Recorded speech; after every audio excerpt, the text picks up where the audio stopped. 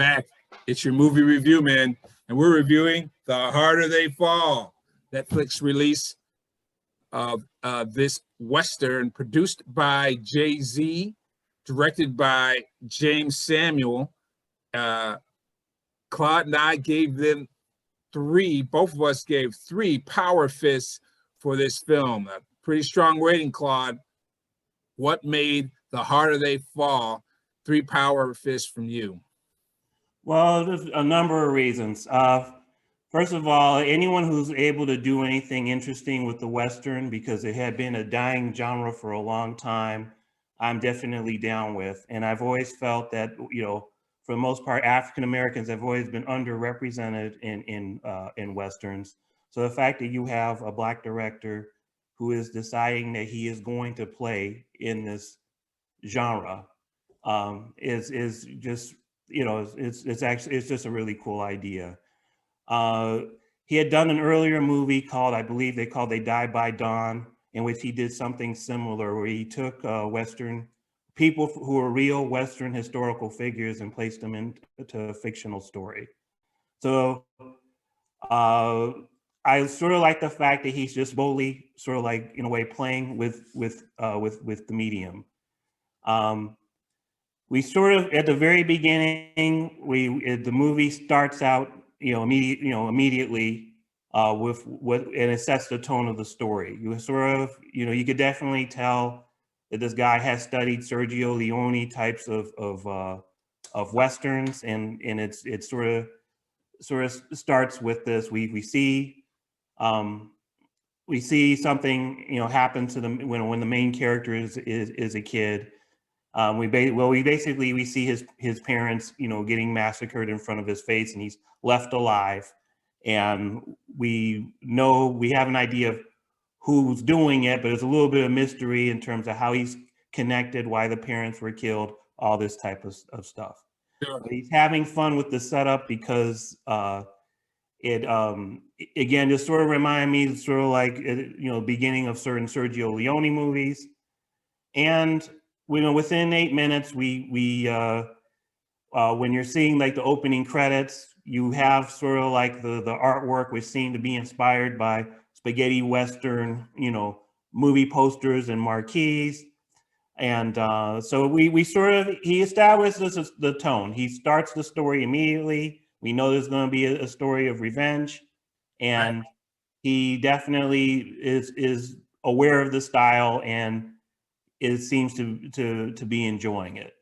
Exactly right. That establishes that it's going to be a story in the Old West and in the traditions of Old Westerns. Even plays with you a little bit and has a fake.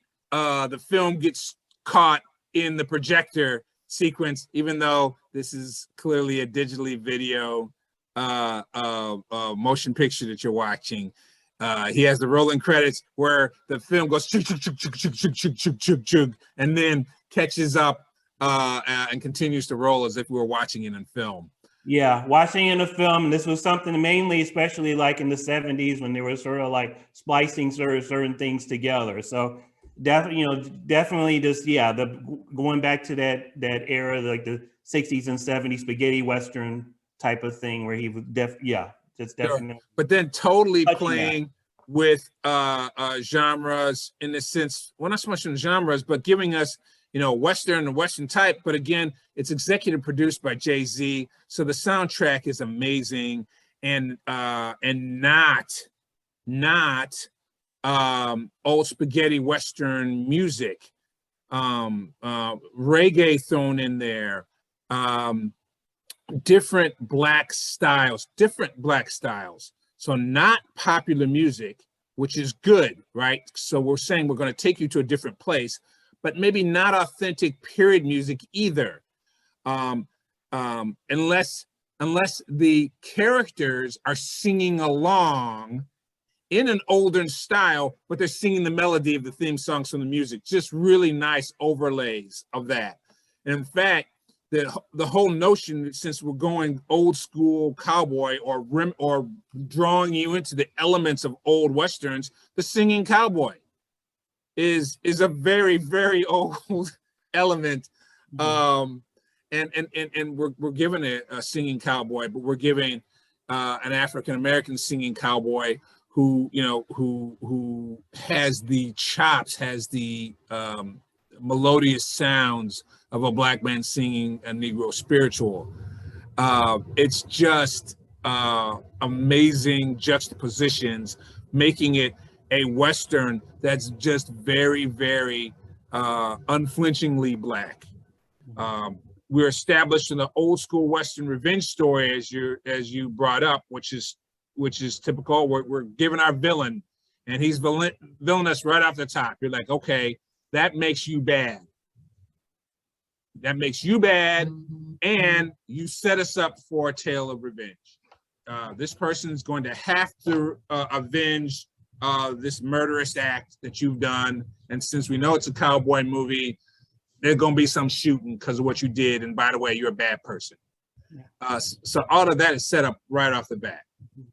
And it's interesting that you mentioned the music, because like you said, there was a lot of, I guess, reggae inspired music, and the title itself is a play on Jimmy Cliff's, you know, the harder they come, the harder they fall, or the faster they come, the harder they fall.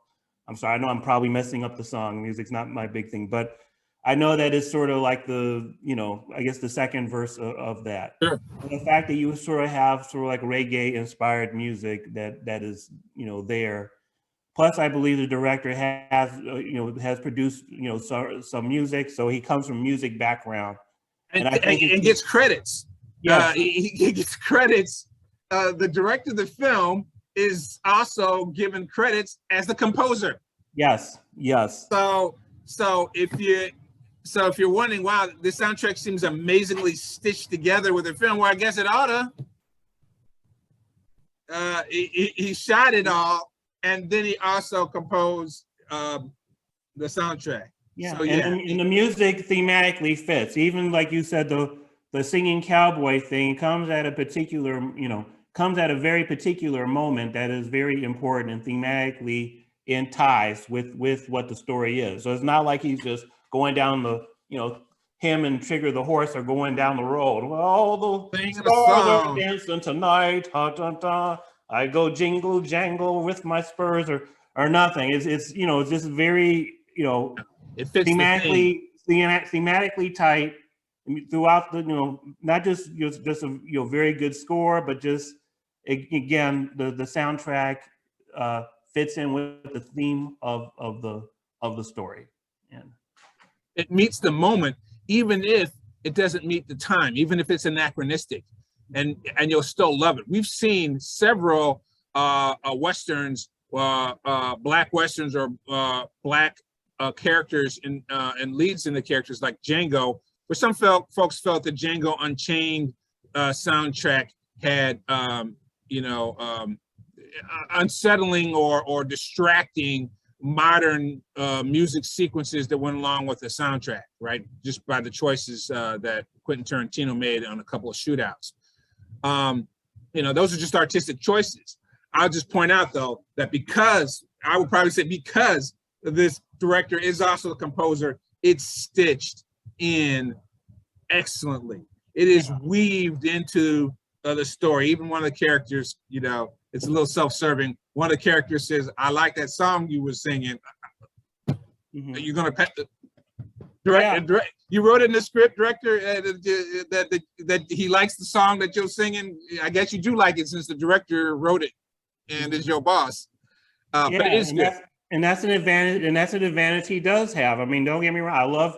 I love the Tarantino movies, but he's taken either scores that were from different movies. Yeah. It wasn't until he did, I guess, later on when he did, was it The Hard Eight, that he had Ennio Morricone make the whole score for him. But he's taken, you know, just because he's sort of hot, not just in a way hot mixing the music, but sort of hot mixing, you know, musical cues that were from different movies. Right. That you know, that's why, and it works if you're a movie person who's familiar with the movies, but maybe you're not that much of a music person. But people who have written scores for the movies, I'm sure, have had a heart attack because they're like, "That's not the scene that's supposed to that I wrote the music for," you know. So, you know, right. Once I got back into the editing room, The director and the editor has the rights and the responsibility to make different choices, right? But when the director is the person doing it, they own all aspects of it, and they crush it here. I'll just throw on one more thing about the music too, is that, again, as we're given classic elements of Westerns, I won't say all, because there's so many classic elements of the Westerns, it's not spoiling to tell you what's not in there. We didn't get a stampede. That may be the only thing that's not in this film, was we didn't get a stampede of cattle, okay? And so if you're waiting for a stampede of cattle, that's why it's not 4 stars, okay? But you got everything else. We got a steam locomotive. There are a couple of things that are missing too. Was definitely missing, considering we have a story. Eventually, there's a part of the story that involves property that's lost. No Native American representation Correct. whatsoever, which thematically could have gone with another part of the story. And I'm not doing it to throw in shade, but no, we're not trying to say there are a couple of things that are sort of right. We're just pointing out that there's lots of elements, which means I want my sequel. Yeah, that's all. More ground to cover, more. But what we already knew when we started this conversation in the first place is that African Americans are totally underrepresented in this particular genre of film, and there's so many of our stories to cover, and there are so many stories to cover. They only semi-cover Western expansion and Blacks expanding West. In fact, in this storyline, it's just a smidge. They bring it up just enough to put a little purpose behind the story, and then they move on, right? As to how it is that we're in this entire Black world. But of course, as Black people know, Black people live in the Black world.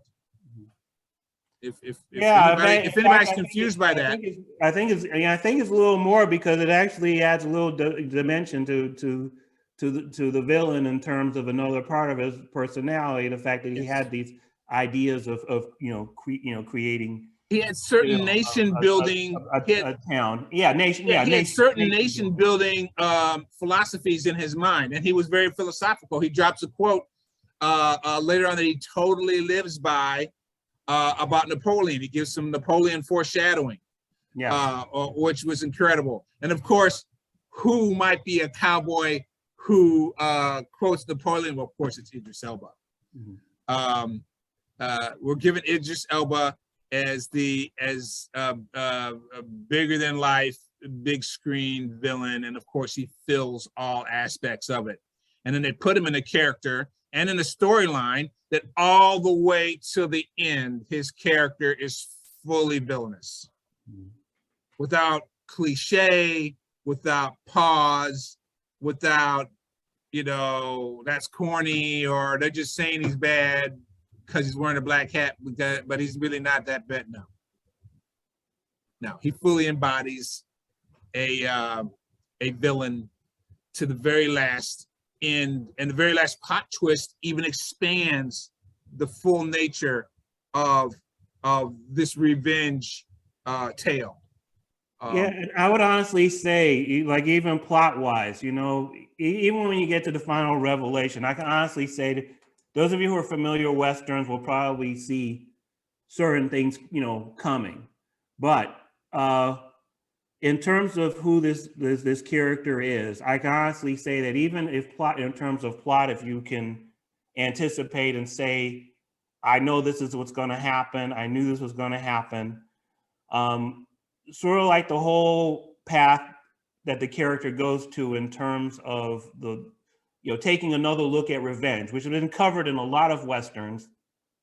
They actually find it actually becomes more powerful than you anticipate in terms of not the plot, but the overall idea of the whole pursuit of revenge. And if somebody can do that, that's definitely just a plus, because revenge has been done to death.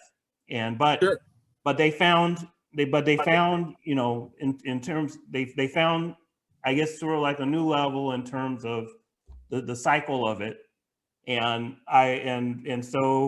So even if you think that, I know where this is going, if you try to turn it off, the truth of the matter is that when you get to the end, it's not, it becomes impactful, not so much because I sort of saw this coming a mile away, but it's like it has another power outside of the plot.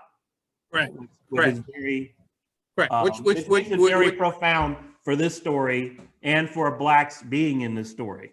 Correct. It makes it while you're watching the story filled and embodied by these Black frontiers men and women. And we are given, let's be clear, some strong frontiers women in this storyline. Even as, you say, what kind of movie is it? It's a cowboy movie, right? But it's not a cowboy movie. The story is populated, I think, fascinatingly by taking real Western African-American individuals, people who really did exist, and then putting them into this fictionalized story. I'm loving all aspects of that. And it's in the opening credits that it spells out to you that's exactly what you're going to be watching. And I love all aspects of that. Because let's be clear, in this era now that we are in of comic book everything, some of the very first comic books were Westerns about, famous characters, famous outlaws. And then they wrote up comic books that were fictionalized, hyper exaggerated, just made up storylines of what this cowboy did or might have done at a bank robbery, a cattle rustling, or a stagecoach, a steam locomotive stagecoach rustling. So in this era that we're in now, we're not given outer space or time travel or alien creature superhero movie. We're given a Western superhero movie populated by real life Black cowboys, and I'm loving all aspects of that, because these characters stories have not been told. Their real life stories have not been told. The truth is always stranger than fiction. So for any young people who sneak and watch this film, which, by the way, they can sneak and watch this film. I'm giving permission. You can sneak and watch this film. It's mostly just violence, which unfortunately we get on television all the time. It's mostly just violence. It's mostly just shoot 'em up violence, except for the very opening of the establishment of the revenge, of course, is powerfully, is violence against a child, which establishes powerfully our villain as a bad guy. And the rest of it is shoot 'em up. Guns are going to be shot. People are going to get hit by these bullets and they're going to fall. But beyond that, that's about as far as this film goes. I don't know. It's a hard PG-13. It's not really, even they rate it as an R. It's not. It's rated R because of the language and and special effect blood spurt, which sadly our children are far too comfortable with special effect blood spurts from people getting shot, because as soon as they finish watching this movie, they're going back to playing Call of Duty, where they will be blasting people with headshots and zombies with headshots. But I digress. This film gives you all the, again, old school Western. It establishes these characters who really existed. Bass Reeves, legendary African-American lawman, real character. All of these folks were real Western cowboys, cowgirls, outlaws, all being thrown into this one classic storyline. Even if it's fictional, it's a classic Western storyline of revenge. And because it was a revenge story, there's no reason to talk about anyone else, right? And I'm fine with that. We don't have to make a fulfilling revenge story talk about any other characters or other things that are going on in the world, or in this case, it doesn't have to be involving other people than the Black people that are in this film.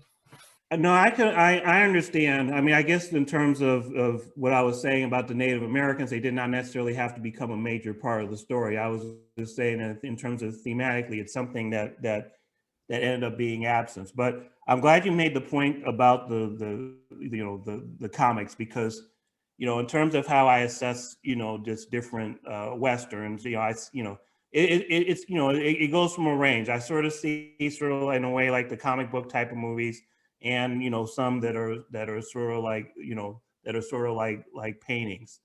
But the whole idea behind the comic book, I actually had to warm up to the idea of having real life characters put into a fictionally made stories, because I have been hypercritical of when they take either historical person, or they take a historical event and they you know, throw in a sort of you know, like an archetype.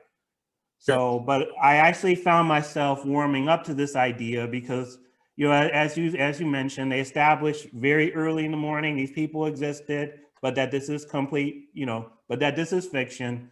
So the fact that he, you know, humbly, I mean, the fact that he humbly says this, he establishes it in the beginning.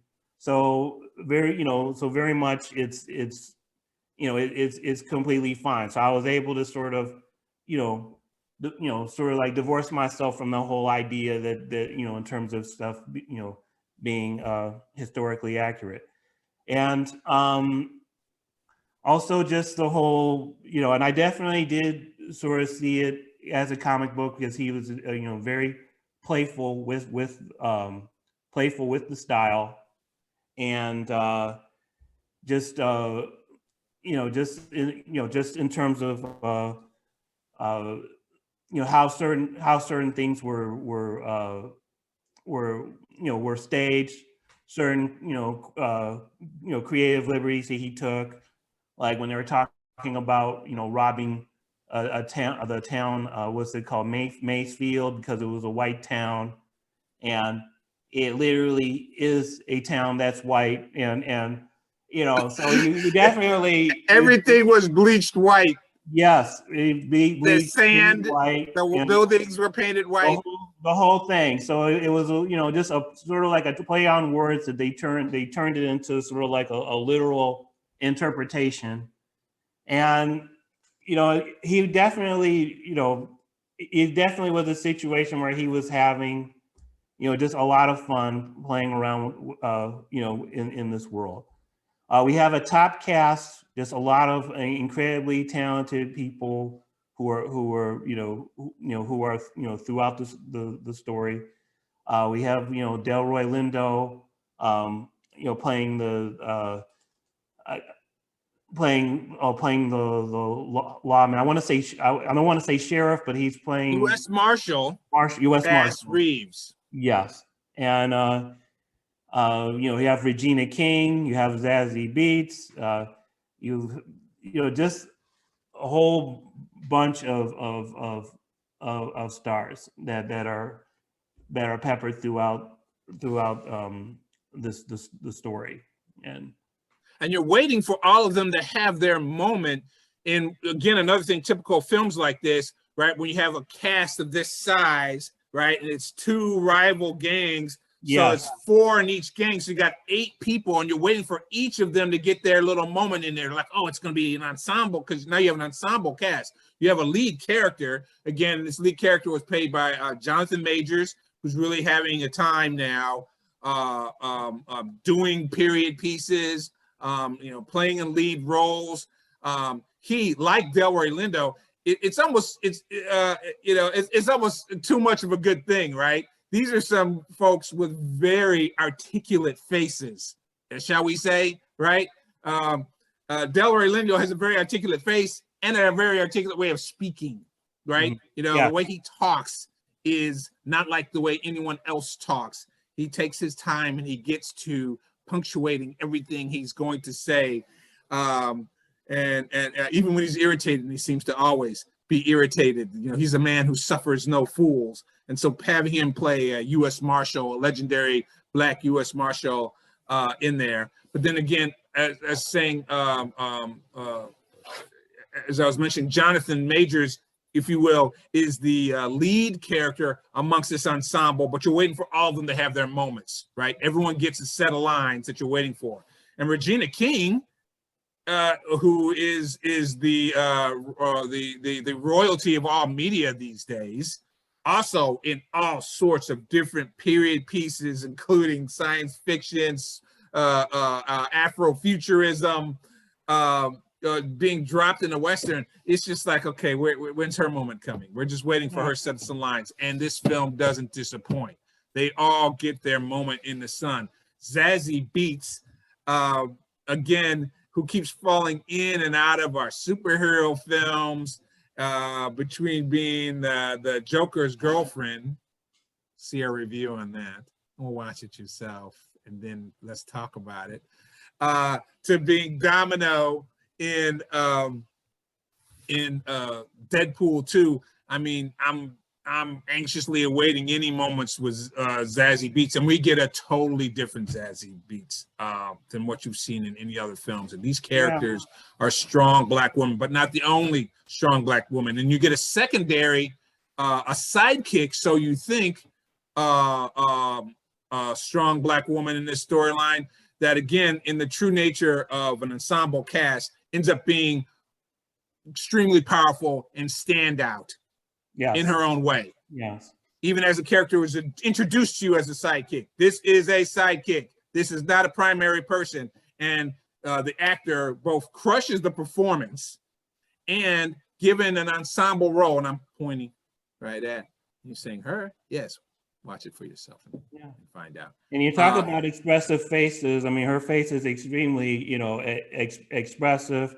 She completely carries that character in terms of, character that people will underestimate. She has that strength.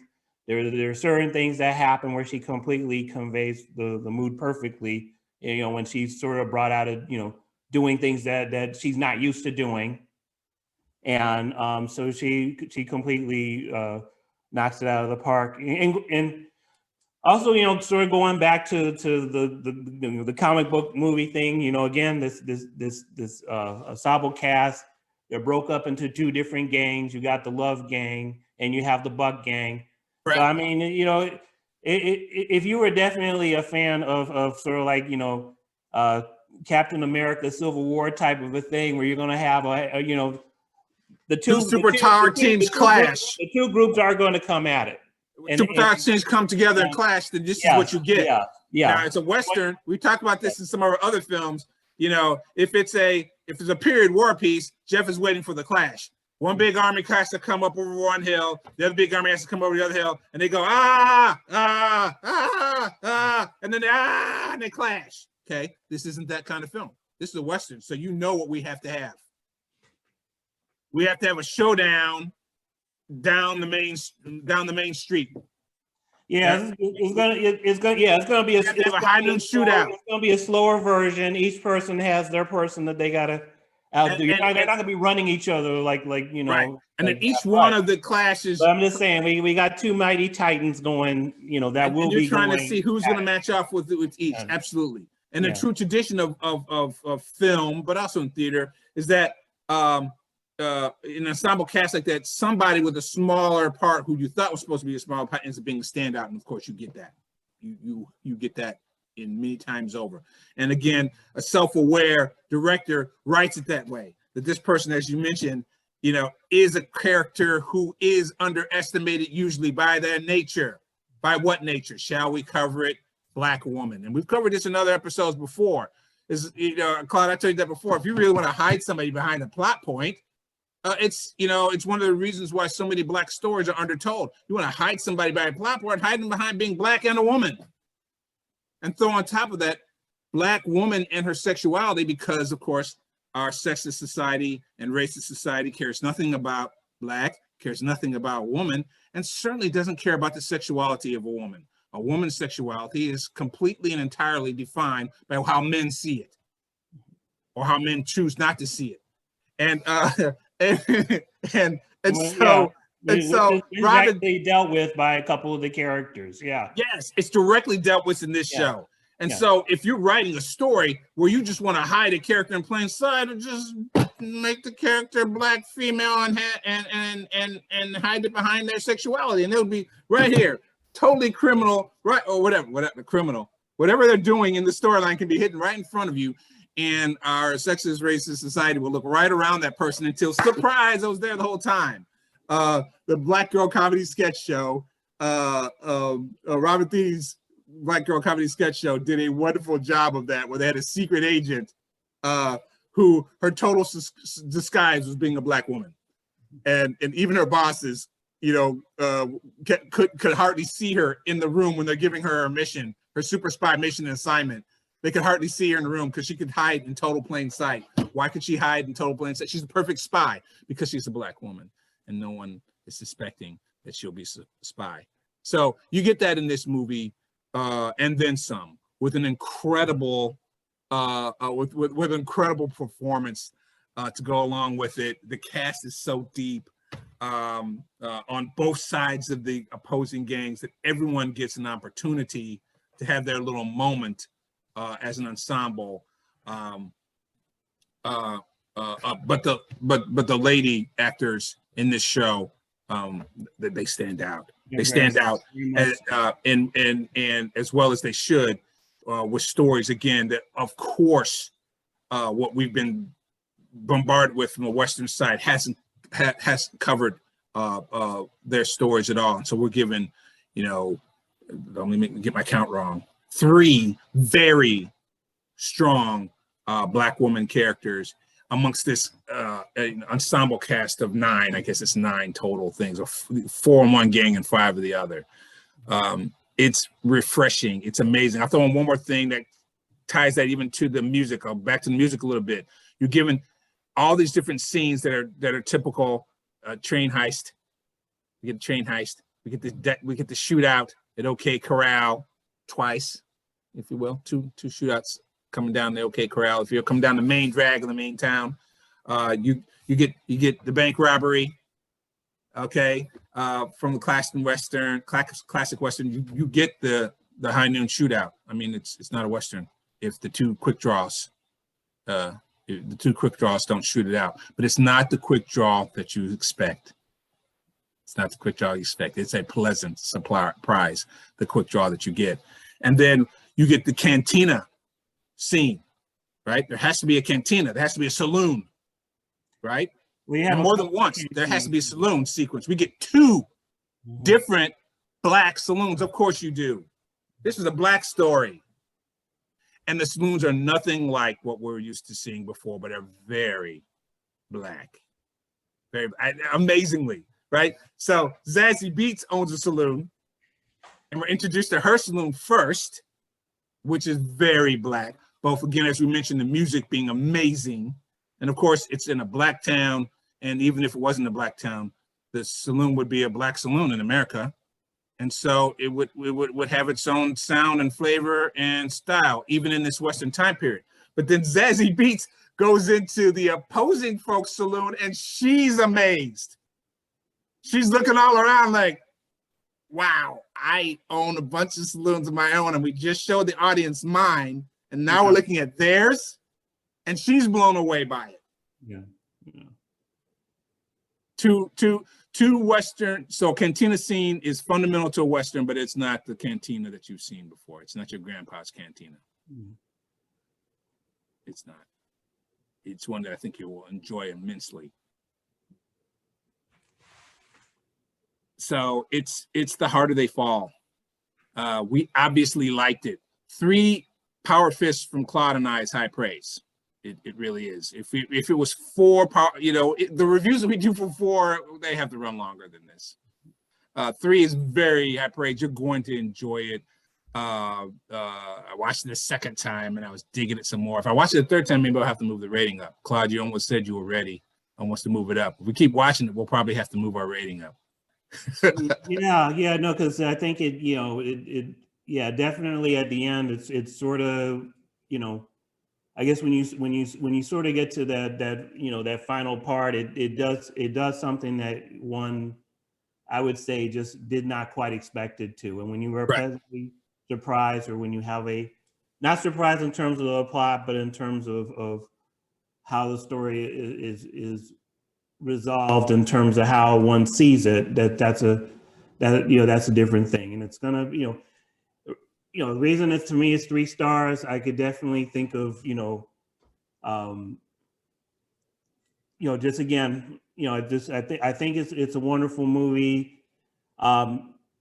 And I think there are other I think there are other movies that had done similar things, and they've done it, a little better, maybe a little better here, a little better there. But I am really excited about, James Samuels sort of like, you know, playing around with this, with the Yeah, idea of having these characters.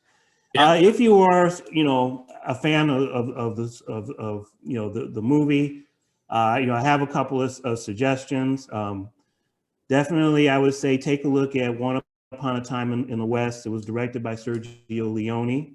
But we have an amazing opening sequence with Woody Strode, who is a amazing actor. Around the time when Black actors were given smaller roles, he was actually a very big physical presence that was definitely like a scene stealer, a very visual dynamic force that was in the movie. And the movie begins, he brings a lot of gravity into the story just at the very beginning. So it's an older movie, more, definitely epic movie, but there are a couple of story elements that, if you like this story, that you will definitely cling on to. The second one I would say is Buck and the Preacher, which yes, was directed by Sidney Poitier and also starring Sidney Poitier, Harry Belafonte, a very young Ruby Dee.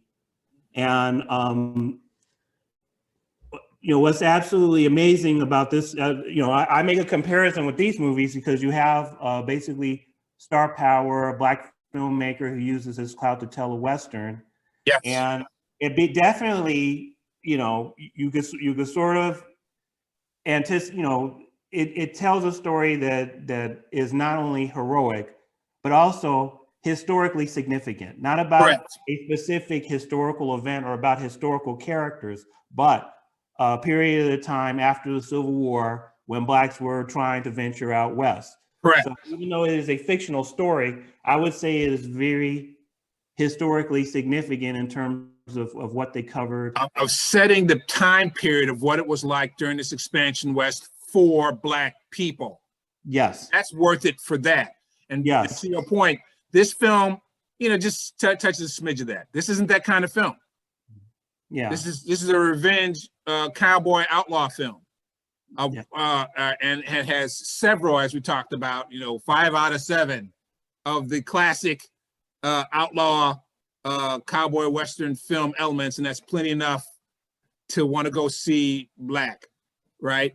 And they just they speak at some of the aspects to talk about, well, what was it like being a Black person in the West? And getting it into the story to fictionalize story to characterize that. Well, Buck and the Preacher covers those things, including the elements that you were talking about of the relationship of African Americans to Native Americans. Since our character is African American, they still do, in fact, have significant. It's a significant sequence in Buck and the Preacher about Native Americans and their relationship with African Americans. Our hero had a complicated relationship with Native Americans. Yeah, very much. Yeah, very much so. And it addresses it directly. It addresses that directly. It also addresses the whole idea about sort of like the relationship that we have with quote unquote America's land. There was a scene stealing moment with Ruby Dee where she's talking about how foul the land is. He wants to, not to go too much into it, but what she says about the land was just something you did not expect to see in that story, and it was something that was just absolutely. I could feel my brain just growing an extra fold. Of course, it's Ruby Dee, and very significant, especially now. And right. So it's the powerful actor Ruby Dee playing, the wife of the hero. So like, well, how significant will her role be in a Western? Well, it's a Black woman, so very significant. Black woman, and she makes it very plain. It definitely is one of those things that sounds on the surface to be a comic book, but then it, historically does something very, very, significant, and you don't expect it. Correct. And Correct. So that's And again. So just repeating. so Buck and the Preacher. Buck and the Preacher, starring and directed by Sidney Poitier, and again, Once Upon a Time in the West, by Put 'em Sergio on your Leone. list. Watch them first or second. I don't know. Well, Jeff, Watch them first. you were mentioning another movie earlier on. You mentioned well, you mentioned Silverado. I did because I like Silverado.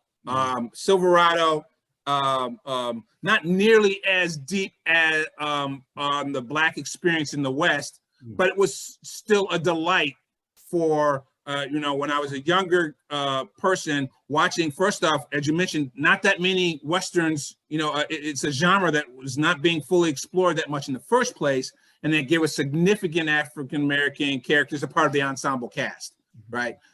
Danny Glover, and Danny Glover's character has both his father, and so two strong male figures, and a father-son relationship and a family relationship. His sister are integral to the ensemble cast. So the same kind of Western deal where it's an ensemble cast, but we have three Black characters again who bring in that story of where were Black people during this time period and what were their lives like. Silverado did in fact have that, while giving you I guess it was late 80s, an 80s rendition of the old school Western, and it did put every element in it. Silverado tipped its hat to every single sequence that you have. So the cattle rustling, the bank. We didn't have a bank robbery, but the equivalent of bank robbery is a prison break. They're the same in the Western. And also played around with conventions, sort of like the way this director was playing around with familiar things that we've seen in Western. Familiar things you've seen, the shootouts. So those are our suggestions. And the falling horses. So if you like this, see those, and then watch this to help put it in context to how this director, James Samuels, has pulled this into our 2021, has given us a 2021 Black Western. It's The Harder They Fall. 3 power fists from us both. We've told you what we think. We're your movie review men. Like, comment, subscribe. Let us know what you thought, what you think about The Harder They Fall and our recommended films. Say the recommended films one more time. Recommended films are Once Upon a Time in the West, Buck and the Preacher, and Silverado.